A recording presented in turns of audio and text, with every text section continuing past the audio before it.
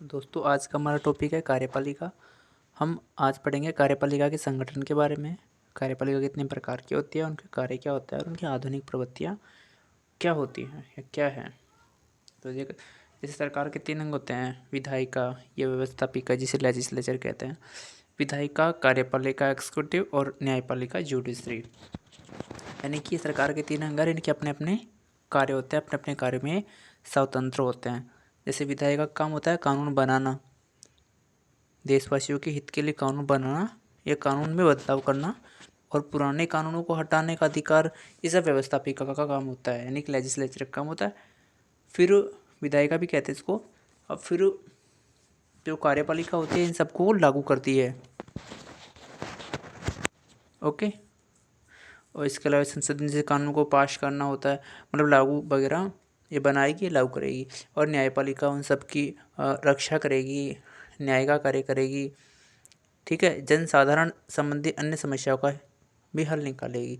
ये हो गया गवर्नमेंट के 3 अंग और इनके कार्य। ठीक है, अब बात करते हैं कि कार्यपालिका के प्रकार कितने होते हैं। जैसे पहला है नाम मात्र वास्तविक कार्यपालिका, दूसरी है एकल एवं बहुल कार्यपालिका, तीसरी है संसदीय एवं अध्यक्षात्मक कार्यपालिका, चौथी है मनोनीत एवं निर्वाचित कार्यपालिका। यहाँ पर मनोनीत आएगा, मनोनीत एवं निर्वाचित कार्यपालिका। और 5वीं है तानाशाही या निरंकुश कार्यपालिका। तो सबसे पहले हम बात करते हैं नाम मात्र एवं वास्तविक कार्यपालिका। यहाँ पर एवं आएगा, ठीक है। नाम मात्र एवं वास्तविक कार्यपालिका के बारे में पढ़ते हैं। जैसे शक्ति के उपयोग के आधार पर कार्यपालिका जो है उसको 2 भागों में बांटा गया है। एक तो नाम मात्र की कार्यपालिका, एक वास्तविक कार्यपालिका। जैसे अपने इंडिया में देखें तो जो कार्यपालिका की वास्तविक शक्तियाँ तो किन के पास होती हैं और नाम मात्र की शक्तियाँ किसी और के पास होती हैं। जैसे जो नाम मात्र की शक्तियाँ होती हैं वो राष्ट्रपति के पास होती हैं और वास्तविक शक्तियाँ जो प्रधानमंत्री, उसका मंत्रिपरिषद, उसके पास होती हैं। ठीक है, तो अपने यहाँ पर नाम मात्र और वास्तविक, यहाँ पर 2 प्रधान है कार्यपालिका के। यानी कि सरकार का प्रमुख तो एक वास्तविक कार्यपालिका यानी कि प्रधानमंत्री और उसका मंत्रिपरिषद, सरकार का प्रमुख। और स्टेट का प्रमुख कौन होगा? राष्ट्रपति। अब बात करते हैं अगली वाली कार्यपालिका, एकल एवं बहुल कार्यपालिका। जैसे एकल कार्यपालिका में आ गया जो जैसा कि नाम से पता चल रहा है एकल, यानी कि शक्तियाँ किसी एक व्यक्ति में निहित होंगी। जैसे कि पहले के काल में राजा महाराजाओं के पास हुआ करती थी और वर्तमान में जैसे अमेरिकी राष्ट्रपति के पास पूरी शक्तियाँ होती हैं। और बहुल कार्यपालिका, जैसे कि बहुल यानी कि बहुत कार्यपालिक शक्तियाँ एक व्यक्ति में निहित ना होकर बहुत सारे व्यक्तियों में या फिर व्यक्तियों के एक समूह में, समिति में होंगी। ठीक है, जैसे प्राचीन यूनान और रोम में और वर्तमान में देखें तो स्विट्जरलैंड में जो कार्यपालिका की शक्तियाँ होती हैं 7 सदस्यों की एक समिति होती है, उसमें होती हैं। ठीक है, अब बात करते हैं एकल कार्यपालिका के गुण क्या होते हैं। ठीक है, जैसा कि एकल कार्यपालिका में क्या होता है, एक व्यक्ति में ही सत्ता निहित होती है, कार्यपालिक शक्तियाँ निहित होती हैं, तो वो एकता, दृढ़ता और तत्परता से कार्य कर पाएगा, संकट काल के लिए भी उपयोगी होगा और उसमें गुटबंदी का अभाव भी नहीं होगा, क्योंकि एक ही व्यक्ति होगा और एक व्यक्ति से कोई गुट नहीं बनता है। अब बात करते हैं बहुल कार्यपालिका के गुण। अब जैसे कि यहाँ पर जैसे बहुत सारे व्यक्ति हैं या बहुत सारे व्यक्तियों की समिति है और समिति में कार्यपालिक शक्तियाँ विभाजित हैं, तो वहाँ पर क्या होगा, एक की अपेक्षा कुछ लोगों में बुद्धि अधिक होगी और अधिक बुद्धि होगी तो नीति निर्माण के निर्णय भी श्रेष्ठ होंगे। और फिर अगर शक्तियाँ बंटी होंगी मान लो, तो निरंकुश एवं अत्याचारी शासन की संभावना कम रहेगी और इससे नागरिक स्वतंत्रता अधिक सुरक्षित रहेगी। अब बात करते हैं बहुल कार्यपालिका के गुण। तो पढ़ लिए अपन ने, अब दोषों के बारे में पढ़ते हैं। जैसे मान लो शक्तियाँ बहुत सारे लोगों में बटी हुई है तो ये आपातकाल के लिए अनुपयोगी होगी, क्योंकि आपातकाल में तत्परता, एकता और दृढ़ता के साथ निर्णय लेना होता है। अब यहाँ पर मान लो 7 लोग हैं, स्विट्जरलैंड में 7 लोगों से विचार विमर्श करना पड़ेगा, तो ये आपातकाल के लिए अनुपयोगी होगी, क्योंकि आपातकाल में एकता के साथ और दृढ़ता और फौरन मतलब फटाक से कोई निर्णय लेना होगा, तो ये उपयोगी नहीं होगी आपातकाल के लिए। यहाँ पर उत्तरदायित्व का विभाजन होगा, एक व्यक्ति होगा उसे पता है अपनी जिम्मेदारियाँ हैं और अपने को ही ये सब निभाना है, जबकि 7 लोग हैं मान लो या फिर सत्ता कुछ लोगों में है तो वो उत्तरदायित्व का विभाजन हो जाएगा और वहाँ पर वो जिम्मेदारियाँ एक दूसरे पर डालते रहेंगे और इसमें एकता का अभाव भी रहेगा। ठीक है। अब तीसरी है संसदीय या मंत्रिमंडलीय कार्यपालिका तथा असंसदीय अध्यक्षात्मक कार्यपालिका। जो संसदीय कार्यपालिका होती है इसे मंत्रिमंडलीय कार्यपालिका भी कहते हैं और जो अध्यक्षात्मक कार्यपालिका होती है इसे असंसदीय कार्यपालिका भी कहते हैं। और जैसे संसदीय कार्यपालिका की सबसे पहले हम विशेषता के बारे में पढ़ लेते हैं कि संसदीय कार्यपालिका की विशेषता कौन कौन सी होती है। तो देखो, जो संसदीय कार्यपालिका में क्या होता है, नाम मात्र और वास्तविक प्रधान का अंतर होता है। जैसे अपने यहाँ पर इंडिया में वास्तविक प्रधान अलग होता है और नाम मात्र का प्रधान अलग अलग होते हैं।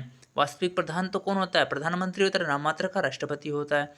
उत्तरदायी शासन होता है, कैसे, जैसे कार्यपालिका हमेशा व्यवस्थापक के प्रति उत्तरदायी होती है ना।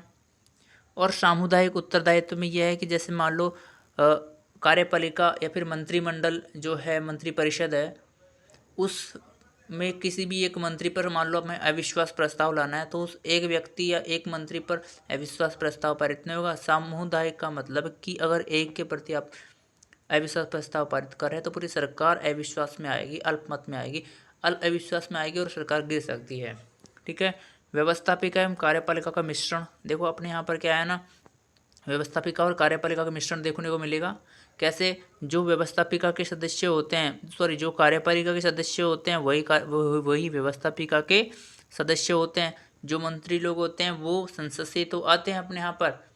ठीक है। तो यहाँ पर हमारे व्यवस्थापिका और कार्यपालिका का मिश्रण है तो अब यहाँ पर घनिष्ठ संबंध भी होगा क्योंकि दोनों सदस्य एक ही व्यक्ति दोनों सदनों का सदस्य है तो यहाँ पर मिश्रण है दोनों का और घनिष्ठ संबंध भी है। और यहाँ पर प्रधानमंत्री का नेतृत्व होता है संसदीय व्यवस्था में। अब बात करते हैं कुछ गुणों के बारे में, कार्यपालिका कुछ गुणों के बारे में। जैसे कार्यपालिका तथा व्यवस्थापिका में सहयोग, आपको बताया कि मैंने दोनों सदनों के सदस्य एक ही होता है तो यहाँ पर सहयोग होगा। कार्यपालिका स्वेच्छाचारी नहीं होगी, ये निरंकुश हो गई। जनता को राजनीतिक शिक्षा एवं चेतना मिलेगी। जैसे कोई भी राजनीतिक पार्टी है चुनाव प्रचार करेगी तो इससे राजनीतिक शिक्षा मिलेगी, लोगों को चेतना मिलेगी। इसके अलावा शासन कार्य शीघ्र होता है क्योंकि निर्माता ही कानूनों को क्रियान्वित करता है। जैसे अपने यहाँ पर कानून बनाते हैं, जैसे कार्यपालिका और व्यवस्थापिका के सदस्य एक ही, यानी कि निर्माता ही कानूनों को क्रियान्वित करता है तो शासन कार्य शीघ्र होगा, कानून वगैरह शीघ्र बनेंगे। और इस जो संसदीय व्यवस्थापिका के जो दोष में है तो दोषों के बारे में जानते हैं। जैसे शक्ति पृथक्करण सिद्धांत, जिसे हमने अमेरिका से लिया है। ठीक है। और अमेरिका में शक्ति पृथक्करण सिद्धांत अच्छे से फॉलो किया जा रहा है। शक्ति पृथक्करण सिद्धांत मॉन्टेस्क्यू ने दिया था। इसमें मॉन्टेस्क्यू ने कहा था कि सरकार की शक्तियों को बांट दिया जाना चाहिए और ये तीनों, जैसे हमने व्यवस्थापिका, कार्यपालिका और न्यायपालिका में बांट दिया, लेकिन फिर भी अपने यहाँ पर व्यवस्थापिका और कार्यपालिका कहीं ना एक दूसरे से रिलेटेड है क्योंकि इन दोनों सदनों के सदस्य एक ही होते हैं। तो यहाँ पर शक्ति पृथक्करण सिद्धांत ये कहता है कि ये तीनों अलग अलग होने चाहिए, इनकी शक्तियाँ अलग होनी चाहिए, बिल्कुल स्वतंत्र होनी चाहिए और एक दूसरे से मिली भगत नहीं होनी चाहिए यहाँ पर। जबकि अपने इंडिया में ऐसा नहीं है, अपने यहाँ पर कार्यपालिका और व्यवस्थापिका के सदस्य एक ही होते हैं तो यहाँ पर शक्ति पृथक्करण सिद्धांत को अच्छे से फॉलो नहीं किया गया। ठीक है। इसके अलावा कार्यपालिका का एकीकरण नागरिक स्वतंत्रता के लिए घातक है और दलीय भावनाओं को बढ़ावा मिलता है संसदीय व्यवस्था में। इसके अलावा मंत्रियों का अधिकांश समय कानून निर्माण में बीत जाता है एवं कार्यपालिका की जिम्मेदारी को पूरा नहीं कर पाते हुए संकट काल के लिए अनुपयोगी भी है ये। देखो, ये जो कार्यपालिका के जो सदस्य हैं, मंत्री लोग, अपनी जिम्मेदारियाँ क्यों नहीं निभा पाते, क्योंकि ये व्यवस्थापिका में अपना समय दे पाते हैं क्योंकि वहाँ के भी तो सदस्य होते हैं ना। ठीक है। तो ऐसे करके ये अपनी जिम्मेदारियाँ जो कार्यपालिका में अपने मंत्रालय में अपनी जिम्मेदारियाँ नहीं निभा पाते और इस संकट काल के लिए अनुपयोगी है। अब बात करते हैं अध्यक्षात्मक कार्यपालिका के बारे में। तो सबसे पहले इसकी कुछ विशेषताएँ पढ़ लेते हैं। जैसे कि अध्यक्षात्मक कार्यपालिका में क्या होता है, वास्तविक एवं नाममात्र का प्रधान में, जो वास्तविक और नाममात्र का प्रधान या फिर कार्यपालिका में कोई अंतर नहीं होता है, अर्थात दोनों एक ही होते हैं। जैसे अमेरिका में हम देखेंगे राष्ट्रपति, राज्य और सरकार दोनों का प्रमुख होता है, जबकि अपने यहाँ पर अलग अलग होते हैं। यानी कि वास्तविक और नाममात्र जो कार्यपालिका होती है उनमें कोई अंतर नहीं होता है, वो दोनों एक ही होते हैं। इसके अलावा कार्यपालिका व्यवस्था के प्रति जिम्मेदार नहीं होती है और शक्ति पृथक्करण सिद्धांत की अच्छे से पालना की जा रही है। ठीक है। अब बात करते हैं गुण, विशेषता हो गई। अब गुणों की बात करते हैं कि है जैसे कि इसमें क्या होता है ना, एक्चुअल में एक व्यक्ति के हाथ में सत्ता होती है। अब अमेरिका में, जैसे अमेरिका में राष्ट्रपति होता है, पूरी शक्ति उसी के हाथों में है, तो यहाँ पर शीघ्रता से निर्णय लिया जाएगा और मंत्री प्रशासन में अधिक समय देंगे, क्योंकि जैसे अपने यहाँ पर तो व्यवस्थापिका और कार्यपालिका के सदस्य एक ही है, तो कार्यपालिका के सदस्य मान लो व्यवस्थापिका में जाएंगे क्योंकि वो वहाँ के भी सदस्य हैं। जबकि अमेरिका में ऐसा कुछ नहीं है, वहाँ के मंत्री अपने प्रशासन में अधिक समय देते हैं और विधानमंडल में दलीय अनुशासन अपेक्षाकृत कम हो, आजकल शक्ति प्रकरण का अच्छे से लाभ उठा पा रहे हैं, सिद्धांत है। और इसके कुछ दोष भी हैं।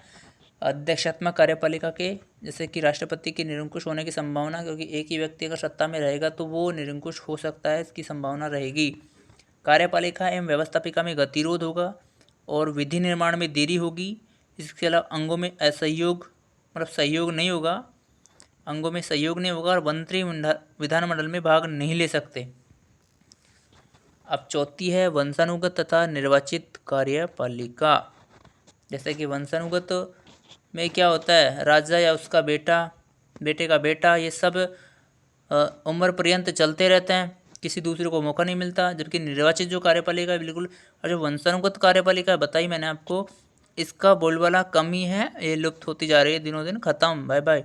अब जो निर्वाचित कार्यपालिका है उसकी विशेषता ये है कि उम्मीदवार की योग्यताएं होती हैं, कुछ वैश्विक मताधिकार होता है, चुनाव प्रक्रिया होती है, चाहे प्रत्यक्ष हो अप्रत्यक्ष प्रतिनिधि का चुनाव होता है, एक पर्टिकुलर व्यवस्था होती है निर्वाचित कार्यपालिका में, एजेंडा होता है। इसके अलावा जो नेक्स्ट है पांचवी निरंकुश या तानाशाही कार्यपालिका, यहाँ पर क्या शक्ति के आधार पर, दादागिरी के आधार पर पूरी सत्ता हथिया ली जाती है, तानाशाह बन जाते हैं लोग और पूरी शक्तियाँ अपने हाथ में ले लेते हैं। अब बात करते हैं कि कार्यपालिका के कार्य क्या क्या होते हैं, ठीक है।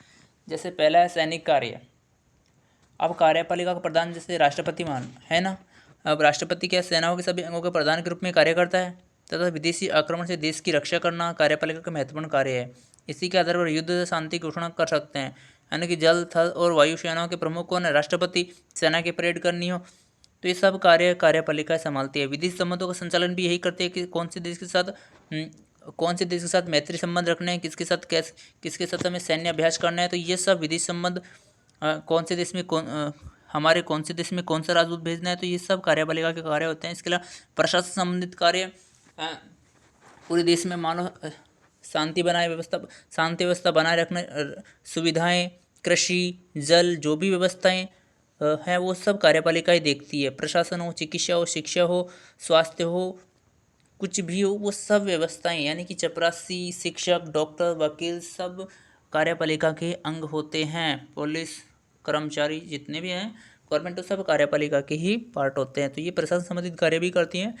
इसके अलावा वित्तीय कार्य भी करती हैं। देखो वैसे तो वार्षिक बजट स्वीकार करने का कार्य व्यवस्थापिका के द्वारा किया जाता है, लेकिन बजट का जो प्रारूप तैयार, स्ट्रक्चर तैयार करता है वो कार्यपालिका ही करती है, ठीक है। तो कि भाई जैसे कितना बजट पेश करवाना है तो उन सब का फॉर्मेट तैयार करना वो सब कार्यपालिका तैयार करती है, जबकि व्यवस्थापिका उन सबको पारित करती है।